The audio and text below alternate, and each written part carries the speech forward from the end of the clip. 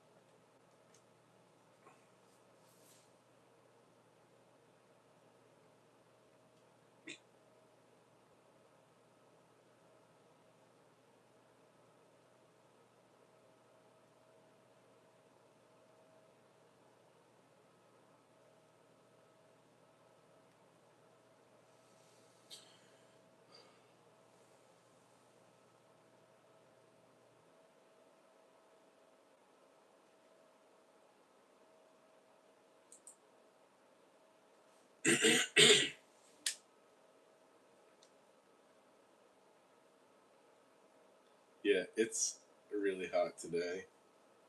Um, it was really hot yesterday. It's gonna be really hot tomorrow. It's supposed to rain tomorrow evening, like 6 or later, and it's supposed to rain like the next week straight or something. I think, which is so desperately needed. It's been so dry around here. Uh, it hasn't been quite so hot as the last few days, but it's been very dry for quite a long time. Um,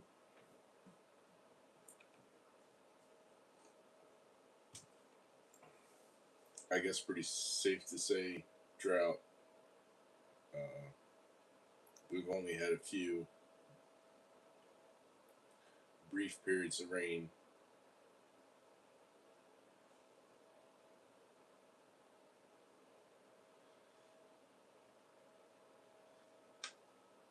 I was gonna say in weeks, but I think we might have had like a good stretch of a few hours or so, but not a lot of like volume or depth or whatever they call it.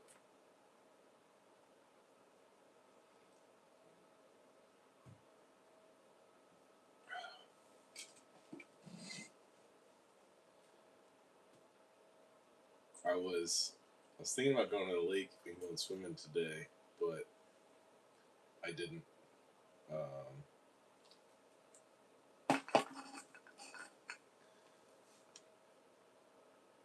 been procrastinating cleaning my room, and that needed to be done, and I didn't have a whole lot going on, so I got a head start on that. I'm a chronic serial procrastinator, so uh, I'm making progress. So got some laundry done anyway, so that's nice. Um,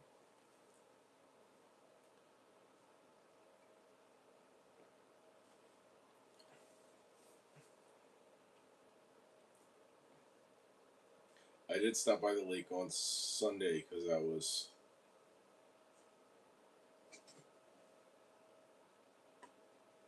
passing by anyway. So I stopped by and waited around in the water, but I had brought my trunks, but I didn't get in. It was pretty late in the day. It was like near sunset, which isn't, a problem in and of itself. But I would probably prefer to go earlier in the day rather than later. Um,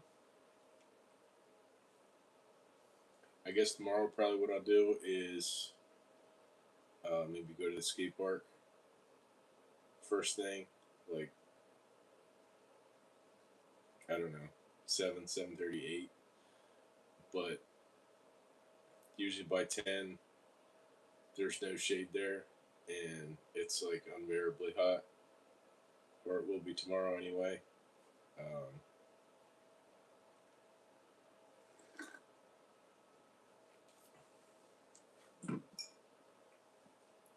so maybe I'll go skate early in the morning, and then from there go to the lake and go swimming for a bit,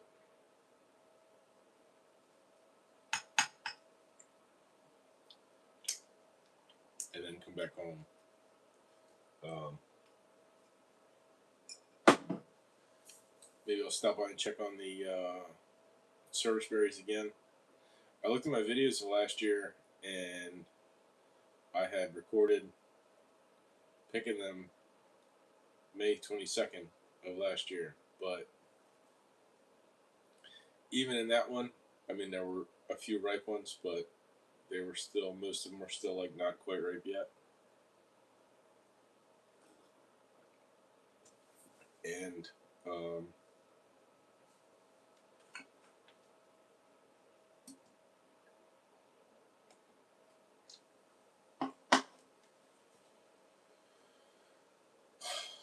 we had some late uh, snow and frost and cold here, so it just like flipped flipped from winter to summer. Actually, a little bit of back and forth. It would be like either unseasonably warm or unseasonably cold, back and forth, which is kind of frustrating and annoying, especially all the stuff that we got growing here.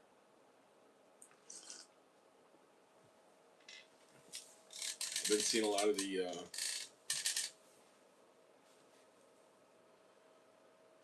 passion vines popping up, which is cool. Um, I transplanted them from out to the farm. They are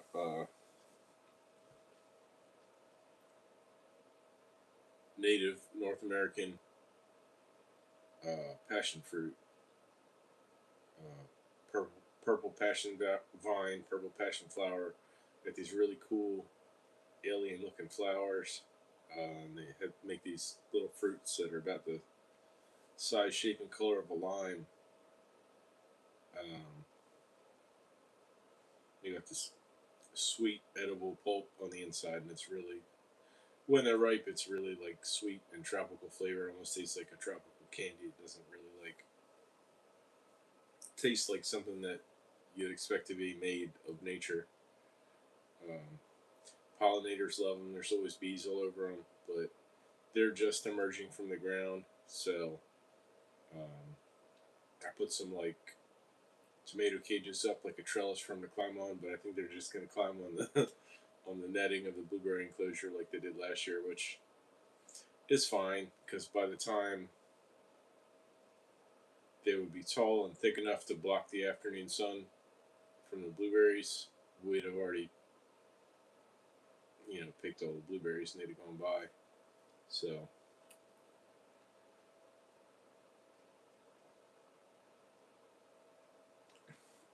not really a nuisance.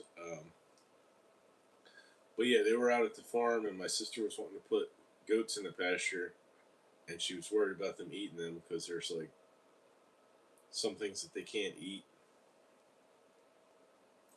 I don't know necessarily if that's one of them. Uh, supposedly the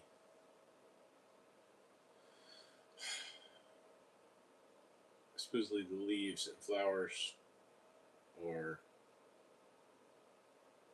I don't know about edible, but I know you can use them to make tea.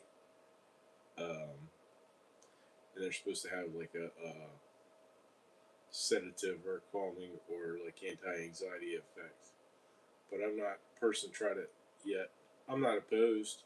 I just only had recently learned about that, so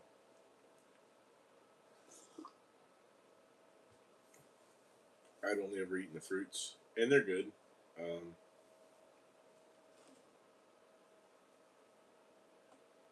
they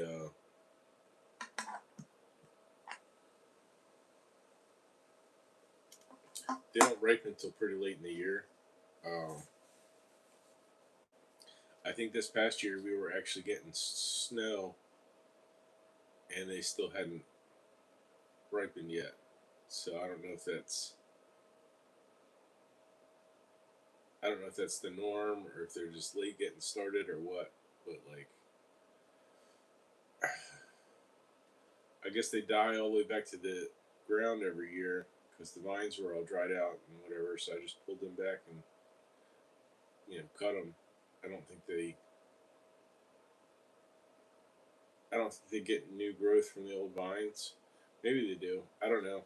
Out at the farm, it was just like so thick with them, and they were climbing up and hanging off of like all the other trees and bushes and stuff, which I didn't really mind. But my sister was worried about the goats, so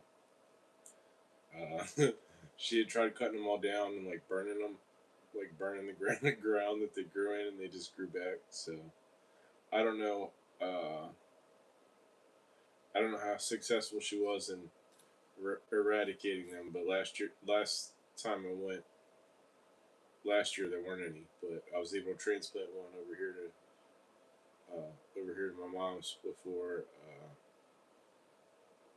she made efforts to get rid of them. So and they spread pretty prolifically. I mean, I only put one on the corner, and I don't even remember putting up.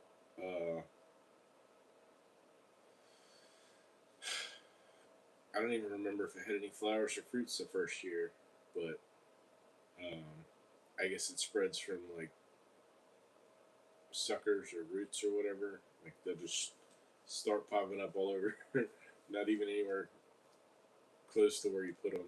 And they're got a couple popping up in the blueberry enclosure, which is less than ideal, I suppose. But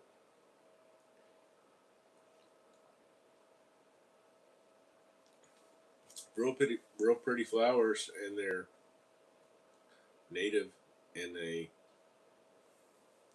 transplant pretty well. I mean, I didn't really give it any special care. I found one maybe like this tall and just dug it out of the ground and brought it over here and put a hole and stuck it in it. I didn't.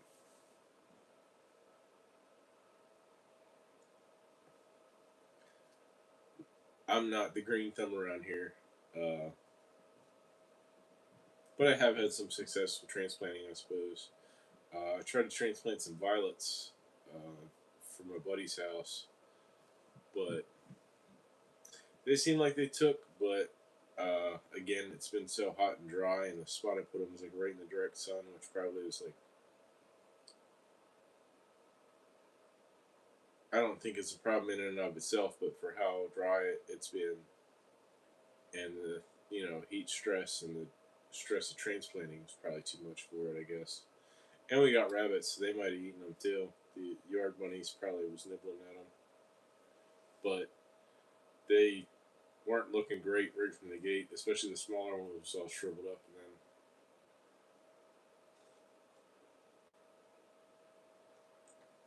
the one with the bigger roots seemed to hang on a little bit longer, but I'm not really sure what their life cycle is, so I don't know if the roots survived and they'll come up again next year or whatever they do.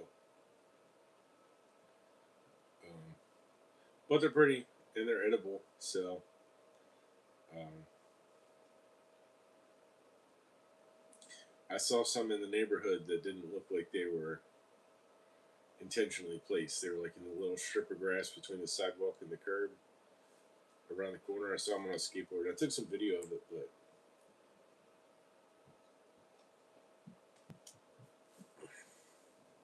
I thought about transplanting some of those, but like I didn't want to be like digging plants out of somebody's yard without asking them. But like I felt like knocking on the door to ask them was like somehow even weirder. So I just found them from somewhere else. Um,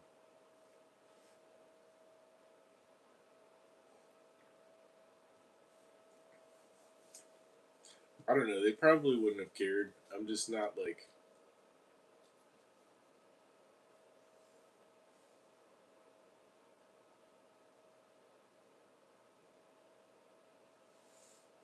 I wouldn't say that I'm not neighborly, or I don't know.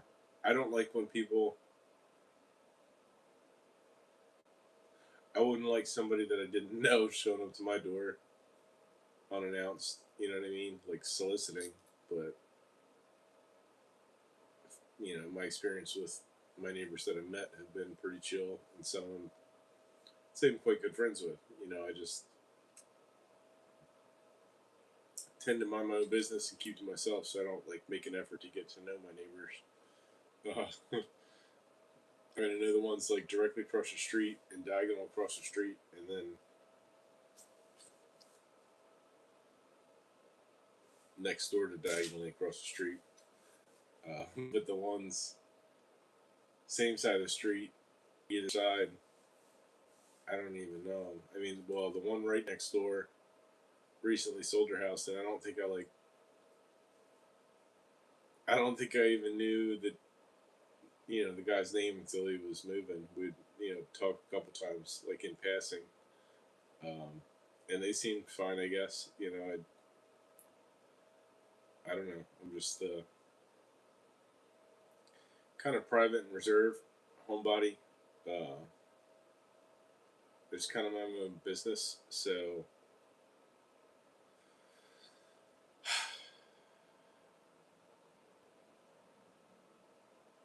yeah, I don't know.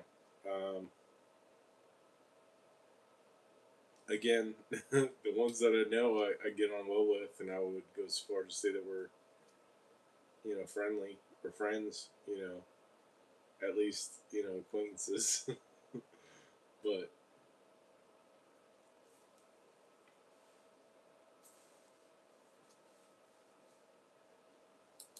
I was outside skateboarding, and my neighbor across the street came and got me yesterday because his air conditioner wasn't working. So I went and took a look at that.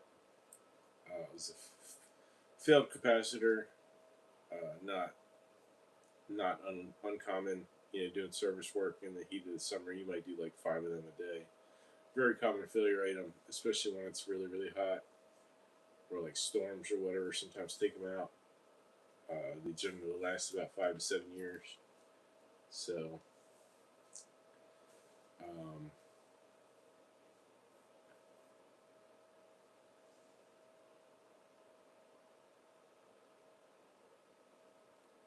I just so happened to have one that size on hand. It was a 40 by 5, um, but it was a used one that I had replaced that I pulled out of something else, and it was like still within spec but barely. It was borderline, so it was something that was more like a preventive maintenance item. Like, hey, you ought to change this rather than waiting for it to fail You know what I mean? So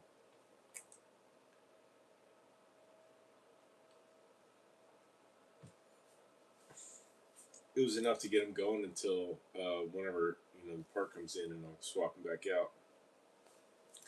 I used to have one of the multi-tap turbo whatever capacitors that have all the different states, so you can make whatever value of capacitance you want or need by putting them in series, parallel, or whatever. But I don't know where it got to. Um, I wouldn't have left it anywhere on a job, so it's probably in one of my bags or boxes or whatever. And they're nice to have, but you wouldn't want to leave them somewhere because they can be pretty pricey. Uh,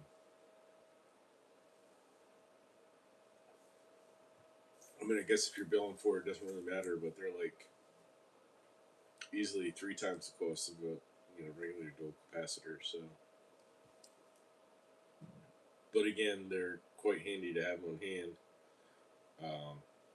I mean, you can make any size capacitor you want out of whatever you got by putting them in, whatever combination of series or parallel or whatever. But kind of run out of room to mount them or whatever. So,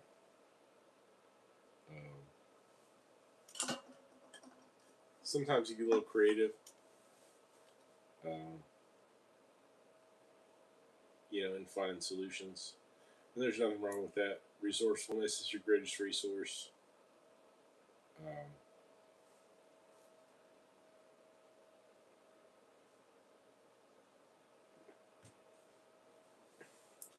the more you know how to do, the better off you are. Being able to make something out of nothing, find solutions when there seemingly are none, or skills that will serve you well. Um,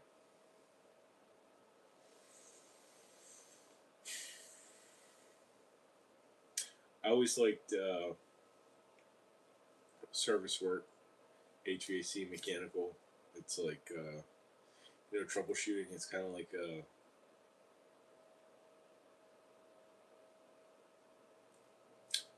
crime scene investigation. You show up, you assess the situation, and look for evidence or make inference as to what caused it. Sometimes it's all obvious. Sometimes it's a little less obvious.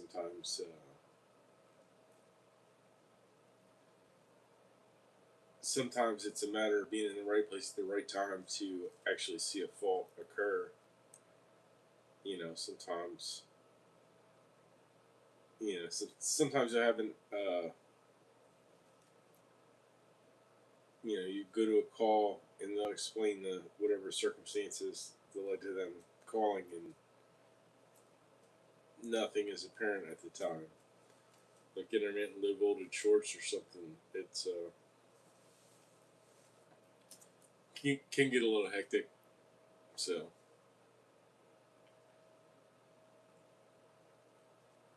but yeah, it's enjoyable. You know,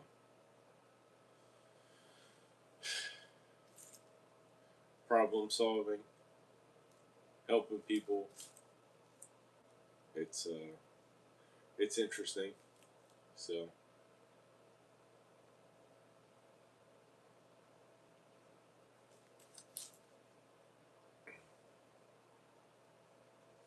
yeah, I posted some video the other day.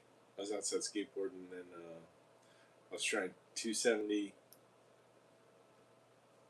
front side 270 backside lip slides on this little curb cut over the storm drain. And I don't know what possessed me to try it. It's not something I ever have. Even you know, I'm only a couple years back to skating, so I really kind of had no business even trying it. And I was surprised how close I came. Um, but it was fun. I mean, I really am glad that I started skateboarding again. Um, it's kind of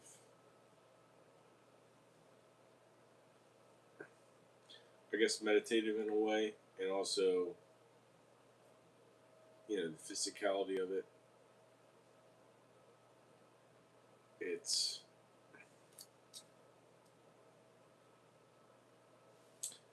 exercise in a sense that, is physical, but it's also really fun and enjoyable, and, almost meditative in a sense that kind of zone out, and,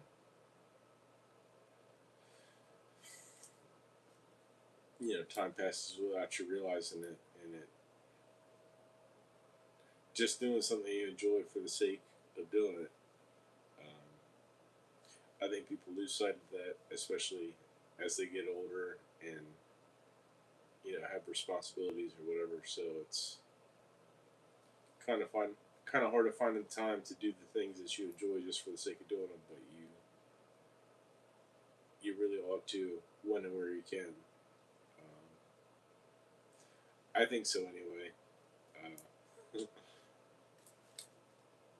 but yeah, I started skateboarding again at 39. I kind of fairly recently turned 43, and I'm not very I'm not very good, um, but that's fine. Progression's not really my goal. I don't really have any want or need to, impress anybody with my skateboarding. I just do it for me. Um, but I'm glad to be able to do it, and it has helped me as far as fitness and mobility or whatever, but also mentally, because it's just enjoyable to do, and you kind of zone out in the sound of your wheels on the pavement, and it's kind of meditative in a way. For me, anyway. Some people like get something out of skating with friends or whatever, but and I won't say that I don't enjoy skating with other people, but especially at my age, they're kind of hard to come by. So, um, I mean, not that you need to skate with people your own age, but it's like I've always been in a bit of a kind of like a rural agricultural East Coast bubble. So, not to say that there weren't other people that skateboarded, there certainly were, but um,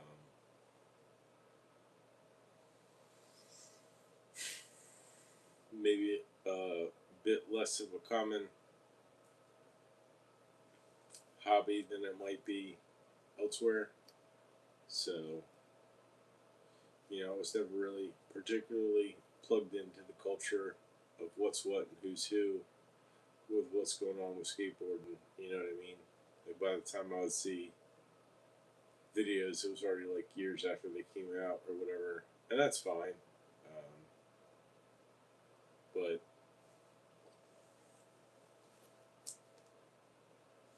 I always just did it because I liked it. Continued to do it because I liked it. Um, and I guess it kind of fell away through my late 20s and 30s. But I was never without a board. I just didn't really use it like I used to. And, I had several injuries or repetitive injuries. And it gets to the point where, like, it doesn't really seem worth the risk when you've got responsibilities. But since I started again at 39, I've been focusing more on, like, basics and fundamentals and fitness and mobility and stuff like that. Not to say I don't throw tricks out. I certainly do, or at least try. But for the most part, I'm just sticking to basics and fundamentals, which are very important. And I think if I had made more of an effort to focus on basics and fundamentals when I was younger, I probably could have avoided some fairly serious injuries that may not have happened had I, been more diligent with, maintaining basics and fundamentals.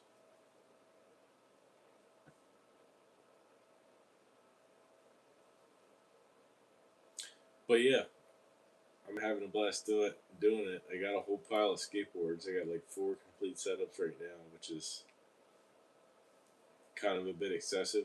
I guess ideally I would like to have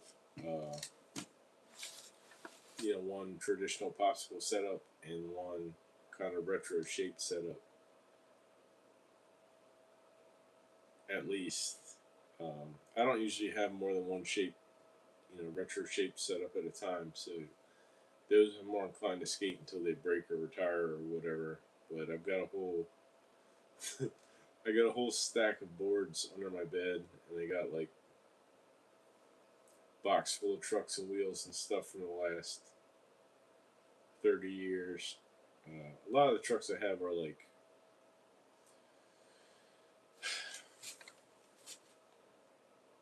most likely too small for any boards that I would ride these days. A lot of the ones I have, most of the ones I have from the 90s are like a 7.65, which is still usable on like an 8-inch board or maybe even like an 8.12 or 8.125 or whatever. I know I know in the 90s for sure I rode 7.65 trucks on an 8.25 board, but that's kind of pushing it. Um, I actually don't have any trucks over 8.5, but I do have several boards wider than that. I like the trucks and wheels tucked in a little bit. It's not for everybody, but that's been my preference. So with a wide enough wheel, it works well. Um, but I probably need to get some 8.75 trucks. I don't really see any reason to go bigger than that. So I guess like a 159 Indy or a 6.1 Venture. Those are both 875.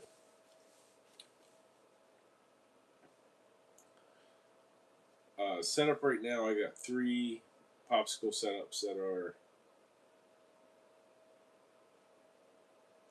I think the smallest one is maybe a 8.125 to 8 1/4. I think I got 2 8 1/4s and an 8 and an 8. And then I got a 9.18 egg shape. It's like a 90. It's a like a 92 shape. So it's got like a rounded, tapered tail, and then like a really tapered pointed nose. But um, that one's become my favorite in primary. So it's usually the first one I go for. So since I've got so many boards and been cycling through them, I didn't, set out with the intention of setting up 4 skateboards, but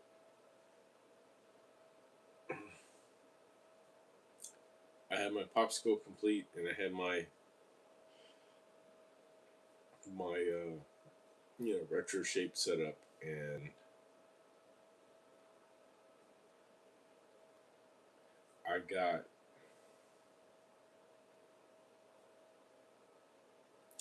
3 different complete setups from Facebook Marketplace because they were at a good price and condition, especially for the parts that they had on them. One of them was a Superior deck, which is like a lesser price option you often see in Zoomies, but they're made by, the wood's pressed by DSM, so it's like same quality or whatever as all the Dwindle brands, like Almost and Enjoy and whatever. This is years ago, prior to them selling or whatever. But yeah, Superior boards are solid. If you didn't know, I think they're usually like $40 new. They didn't have any pros or anything, so but they were the same wood as anything DSM, like all the Dwindle brands. Uh, I guess previously World Industries, and then like Almost Enjoy, Blind, Dark Star. They had a few others. Um,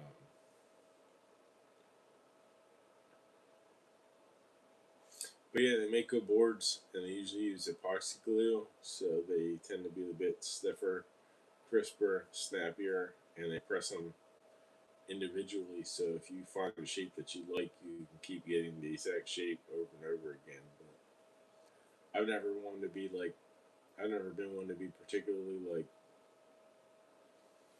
picky about board shapes or sizes or setups or whatever. Um, I mean, you put something together and try it, and if it doesn't work, you kind of know instantly. So at that point, you would want or need to switch it up with whatever you got. But there's like a wide variance in the way different brand trucks affect the true effective axle to axle wheelbase. Like, for example, that shape board I got's got Indies with a 14.75 wheelbase, and it's pretty close to my 14 and a quarter with Ventures, or my 14 and a quarter with my Frankenstein Thunders. They've got a Modern Thunder 148 hanger on some 90s cast 6-hole Thunder Low base plates with a Grind King inverted kingpin. So they're pretty nice for what they are, but like I'm not super stoked on Thunder, especially lately. But back in the 90s, I had a set of Thunder low voltage, 7.65, and they were very similar in size and shape to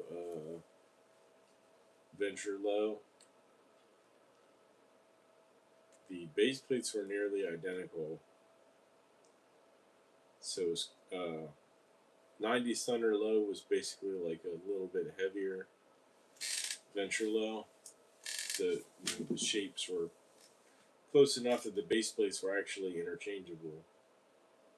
But somewhere along the line, I guess 2000s or so, Thunder shifted the position of the mounting holes on the base plate. They moved the holes back from center like an eighth of an inch per truck. So it brought the wheelbase in a quarter inch versus what they used to be, and I guess versus Venture. But the modern Thunders, they just kind of seem like they do skate well. Don't get me wrong, but they seem kind of like dainty and fragile compared to like a Venture or an Indy. So, and plus, in the 90s, I had an issue with the axle slipping, which I know was something that was kind of luck of the draw and affected all brands pretty much equally. But I had a pair of Thunder Lows. I really liked them. The axle slipped. So I got another pair because I really liked them, and the axle slipped. And it irritated me so much that I didn't even consider buying them again for like 30 years. And the only reason I got the ones that I got is because it was a Facebook Marketplace Complete Superior deck with 148 Thunder hollow lights. So that's like hollow axle, hollow kingpin, forged base plates.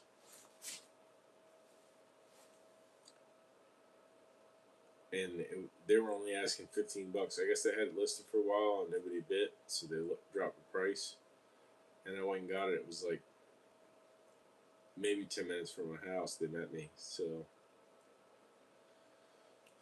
pretty good score. I mean, I had good luck on Marketplace. I had that other one that was like another superior board, Indy Standard 139s, USA made, and they were like a specific model or graphic or whatever. They had like the praying hands on them or whatever. Um, so that was a good score. That one was a little bit more. That one was $55, and I had found a reel with Indy 139, Chris Joslin Forge Hollows, and Powell Ryan DeCenzo Mermaid. I think they were 52 or 3mm and 103A, but they were a tablet shaped wheel, which I'm not crazy about because they're like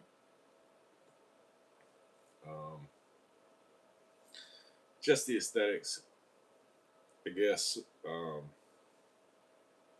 They skated well, but they looked like shopping cart wheels. So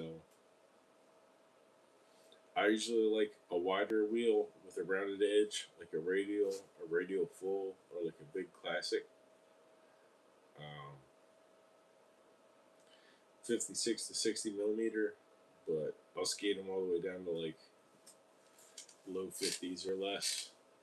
So I probably like for skating the best, like maybe like a 53, 54, 55. But I would never buy a new wheel that size because if you get a bigger wheel and wear it down, you just get more time out of it. It's like getting more for your money. It's almost like getting two sets of wheels for the price of one because like a 60mm classic shape, when it wears down, it's like a 54mm radial shape. So again, it's like getting two sets of wheels for the price of one. I remember like late 90s. I switched back to a bigger wheel. So I'll get like 58, 60mm blank wheels, and then when they wear down, they're like a 54mm radial or whatever. Um, and that just kind of stuck, being from the East Coast, and there's like all the asphalt's rough from consistent freeze thaw cycles over the year.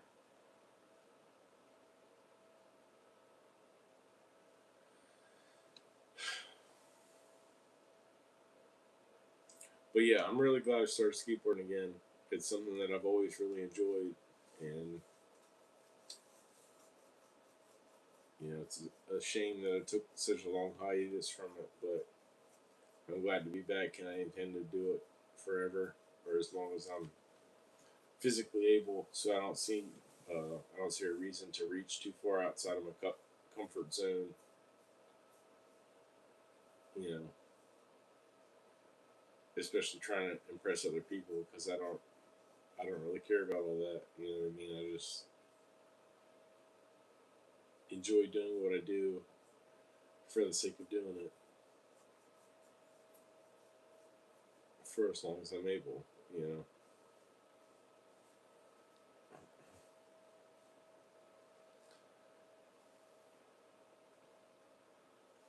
But yeah, I guess that's about it. Um, if you stop by, I appreciate you stopping by. If not, maybe I'll catch you next time. But yeah, that's about it.